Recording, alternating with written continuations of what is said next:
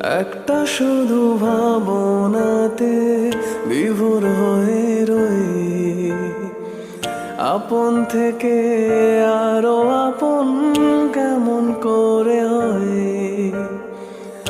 একটু শুধু আড়াল হলে খুঁজি আপন মনে, জীবন বলো